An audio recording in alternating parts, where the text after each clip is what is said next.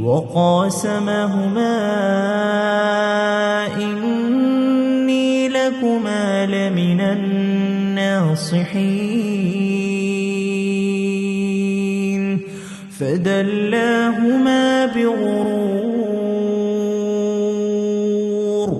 فلما ذاقا الشجرة بدت لهما سوآتهما وطفقا يخصفان عليهما من ورق الجنة وناداهما ربهما ألم أنهكما